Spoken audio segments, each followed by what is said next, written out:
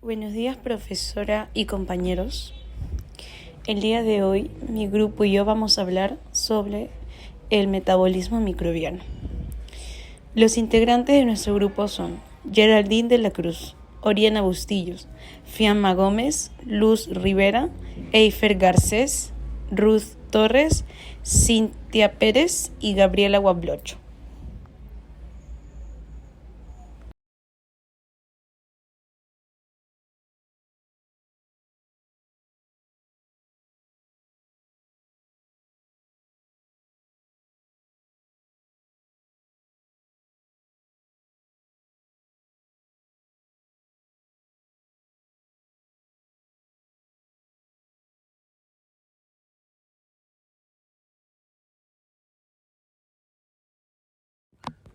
Agenda. Vamos a ver los temas a tratar.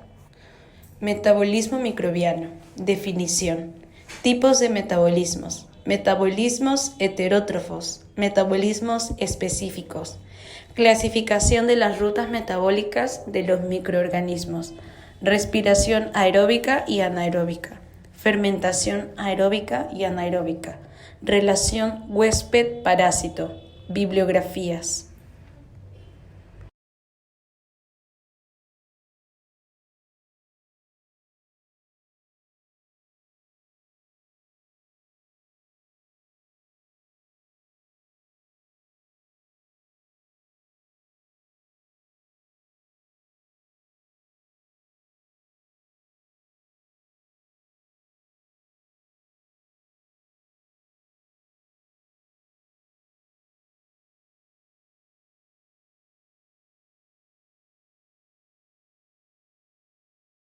Buenos días, yo voy a hablar sobre la definición del metabolismo microbiano. Es el conjunto de procesos bioquímicos por los cuales un microorganismo obtiene la energía y los nutrientes que necesita para vivir y reproducirse. Los microorganismos utilizan numerosas y distintas estrategias metabólicas, las cuales pueden a menudo distinguirse en función de sus estrategias.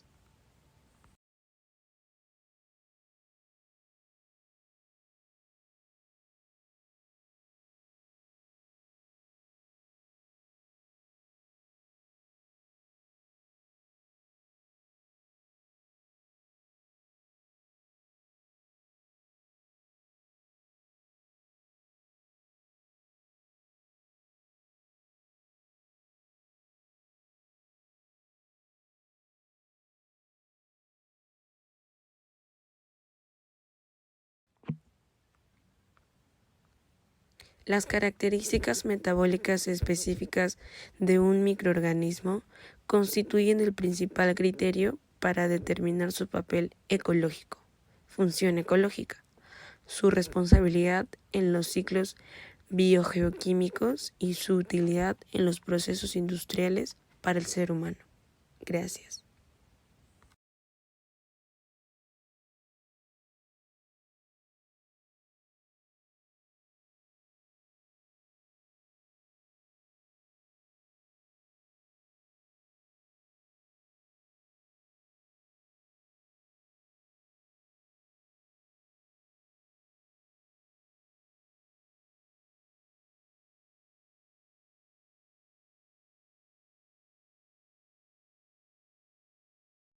Tipos de metabolismos microbianos. Estos se pueden clasificar según 3 criterios distintos. La forma en la que el organismo obtiene el carbono para la construcción de la masa celular. 1. Autótrofo. El carbono fue producido por sí mismo, se obtiene del dióxido de carbono, CO2. 2. Heterótrofo. El carbono se obtiene de compuestos orgánicos producidos por otros organismos. La glucosa, por ejemplo. 3. Los mixótrofos. Son organismos que pueden utilizar la luz o materia como una fuente de energía. También pueden obtener sus donadores de electrones a partir de compuestos inorgánicos u orgánicos, y también pueden obtener su carbono producido por sí mismos o producido por otro organismo. puede haber organismos mixótrofos obligados o facultativos.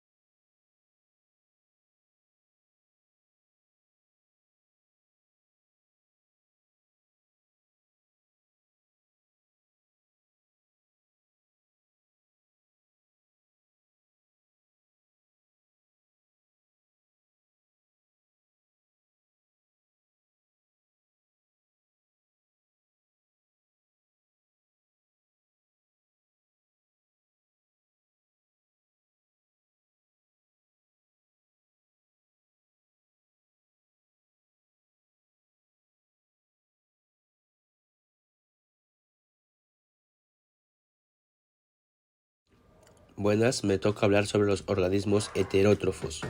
Son el tipo de ser vivo que depende de otros para sobrevivir. Por ejemplo, alimentarse de otro ser vivo, como en el caso de las vacas, comer el pasto, de los depredadores, comer a las presas y más.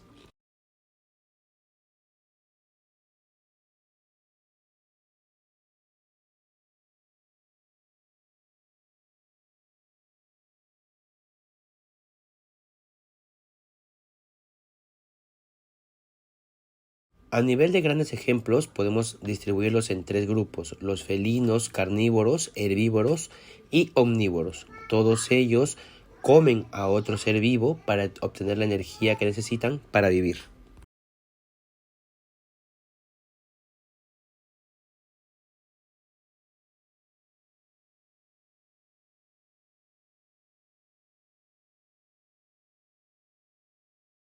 A nivel más molecular podemos hablar sobre los organismos protozoarios que se alimentan de otros organismos igualmente protozoarios, pequeñas algas o algunas bacterias, o como los hongos que se alimentan de residuos o moléculas muertas que encuentran en el suelo.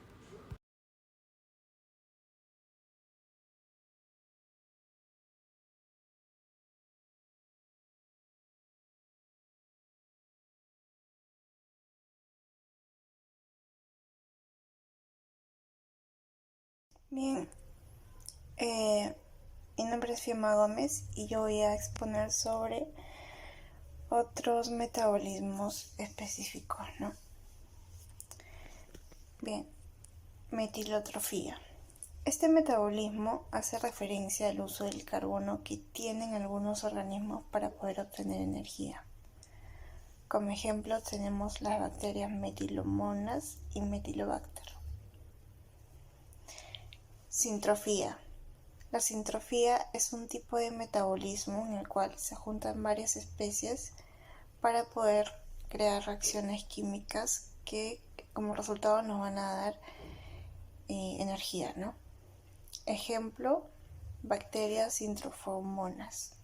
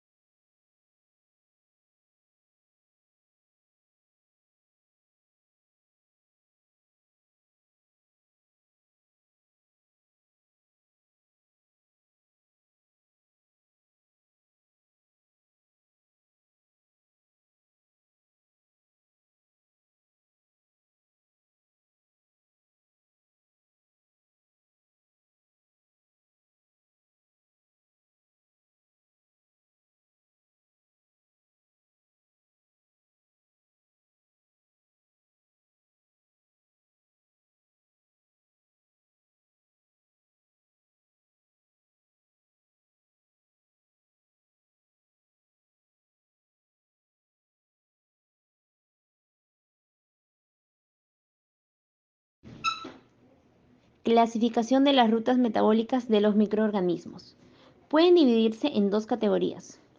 Catabolismo, que es rutas generadoras de energía o degradativas, y anabolismo, que son rutas consumidoras de energía o biosintéticas. Anabolismo. Es la fase donde se construyen las moléculas que el cuerpo necesita. Su tipo de fase es constructiva. La energía la consume del organismo. Reacción endorgónica, de reducción y de síntesis o construcción. Se producen moléculas complejas a partir de las moléculas simples. Las hormonas: estrógeno, insulina, hormona de crecimiento y testosterona. Ejemplos: cuando los aminoácidos se convierten en proteínas, la glucosa en glucógeno y los ácidos grasos en triglicéridos. Catabolismo. Es el proceso que descompone las moléculas grandes del cuerpo en otras más pequeñas. Su tipo de fase es destructiva. La energía la libera para el organismo. Reacción exergónica, de descomposición o destructiva y oxidativa. Se producen moléculas simples a partir de moléculas complejas. Hormonas: adrenalina, cortisol, citocinas, glucagón. Ejemplos: cuando las proteínas se convierten en aminoácidos, las proteínas en glucosa, el glucógeno en glucosa y los triglicéridos en ácidos grasos.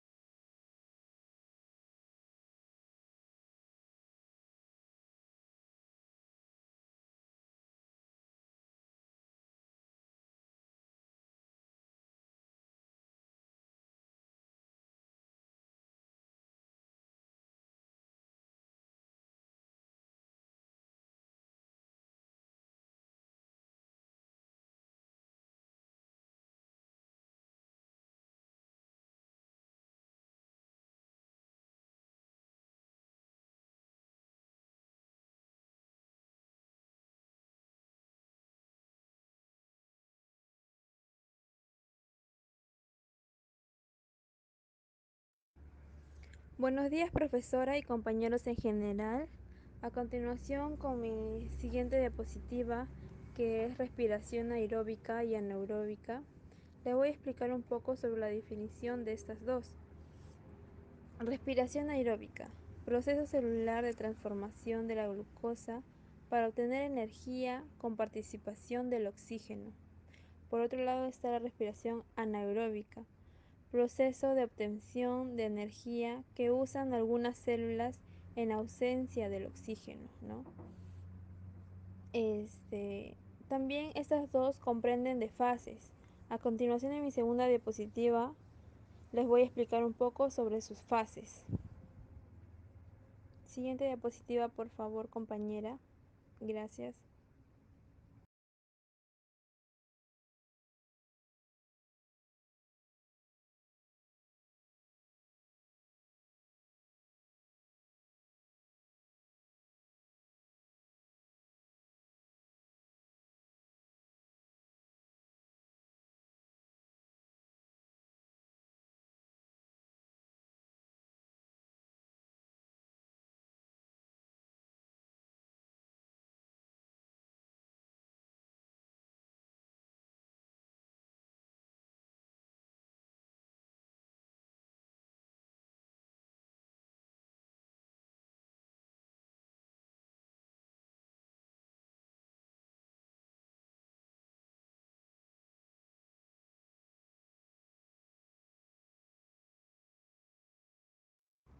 Siguiendo con mi segunda diapositiva, la primera fase de la respiración aeróbica vendría a ser la glicólisis. El primer paso en la respiración aeróbica es la ruptura de la glucosa o glicólisis. Como vemos en la infografía, esta se produce en el citoplasma de las células.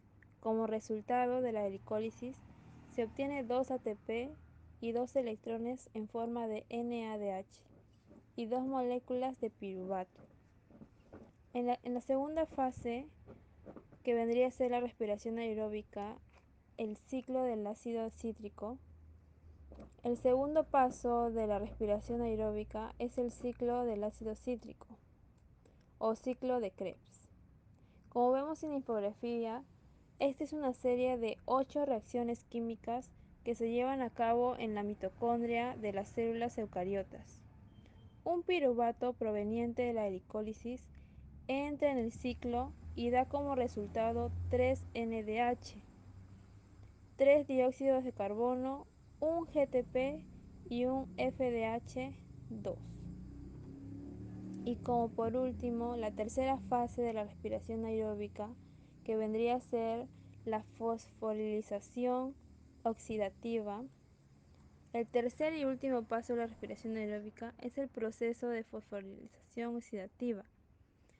Como vemos en la infografía, este proceso se lleva a cabo en la cadena de transporte de electrones, un conjunto de proteínas en la membrana de la mitocondria que transfieren los electrones del NDH provenientes del ciclo de Krebs, ¿no?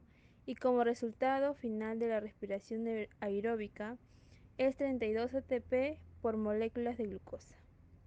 Gracias. Siguiente diapositiva, por favor, compañera. Gracias.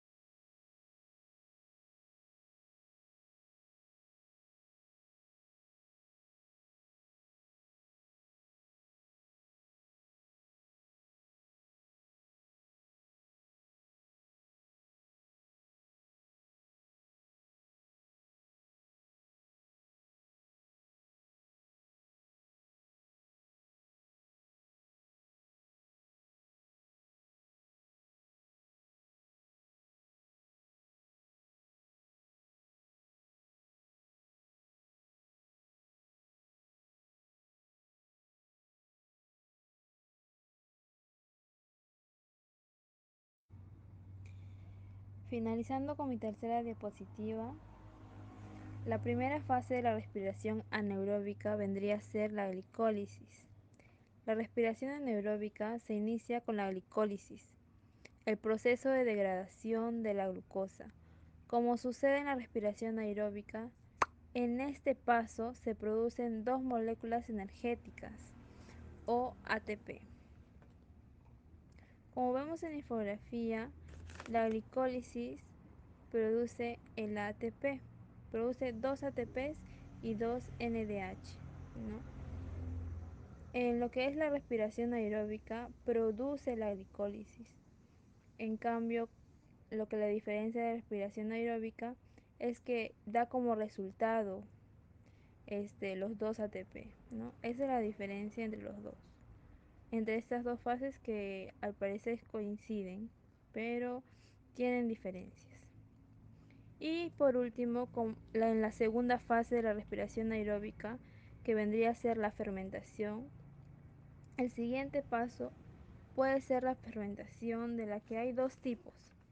La fermentación láctea, donde el piruvato se transforma en lactato, como sucede en las bacterias del yogur. Como vemos en la infografía, estas se dividen en dos. La siguiente vendría a ser la fermentación etanólica. En este caso, el piruvato da origen al etanol y el dióxido de carbono, proceso que llevan a cabo las levaduras del vino y la cerveza. Le doy el pase a mi siguiente compañera. Gracias.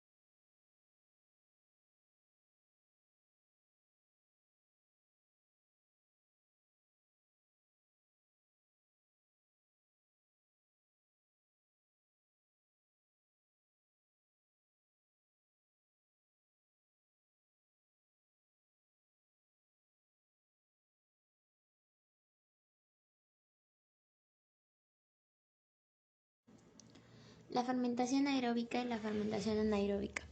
La fermentación aeróbica se define como la cadena de reacciones químicas que suelen complicarse en la formación de energía al disolver totalmente los alimentos en el cuerpo.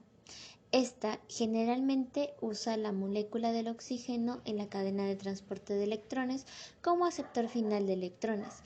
En pocas palabras, la fermentación aeróbica es la respiración aeróbica. En la fermentación aeróbica generalmente surge en los organismos vivos y tienen un lugar en las plantas y animales y suelen aparecer en las mitocondrias y citoplasma. Este proceso produce energía. En cambio, la fermentación anaeróbica se define como el análisis químico de sustancias biológicas en ácido láctico y etanol en presencia del oxígeno por varios microorganismos. De manera más característica, la fermentación anaeróbica libera calor y burbujeo. Esta ocurre fuera del organismo vivo. Generalmente ocurre en el citoplasma de los parásitos, bacterias y levaduras. En las etapas de la fermentación anaeróbica se encuentran la glucólisis y la oxidación parcial del piruvato. Además, esta descompone la energía.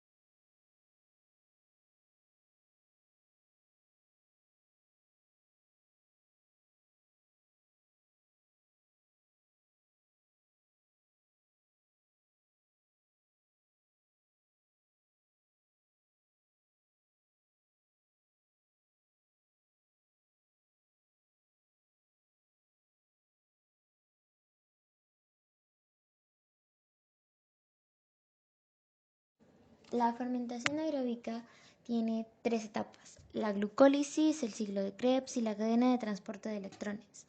La glucólisis generalmente ocurre en el citoplasma de los organismos vivos y se considera el primer paso que involucra la respiración aeróbica. El ciclo de Krebs divide el acetil-CoA en las moléculas de dióxido de carbono para reproducir el oxaloacetato. La cadena de transporte de electrones se encuentra en la membrana interna mitocondrial que mediante reacciones bioquímicas producen trifosfato de adenosina, que es el compuesto energético que utilizan los seres vivos. En la fermentación anaeróbica hay 2 tipos de fermentaciones. En este caso serían la fermentación alcohólica y la fermentación de ácido láctico. En la fermentación alcohólica es un proceso que se lleva a cabo en las levaduras principalmente, en el que a partir de cientos de azúcares se produce una cantidad de alcohol, etanol, dióxido de carbono y ATP. Este es el proceso que se emplea para producir las bebidas alcohólicas. La fermentación de ácido láctico consiste en la oxidación parcial de la glucosa que lleva a cabo las bacterias lácticas o por las células musculares animales.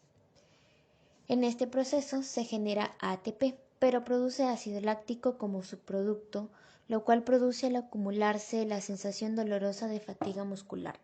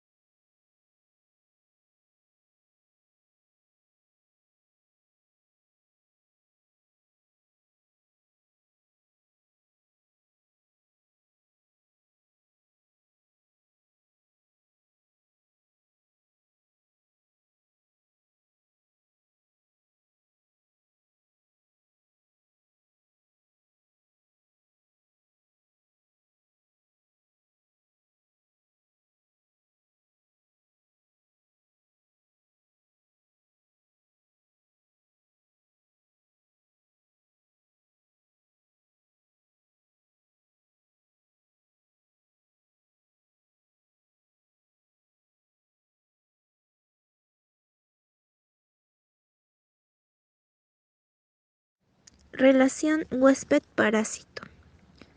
La mayor parte de los microorganismos que habitan en el cuerpo humano lo hacen porque se benefician de los nutrientes y del hábitat protegido que el cuerpo humano les provee.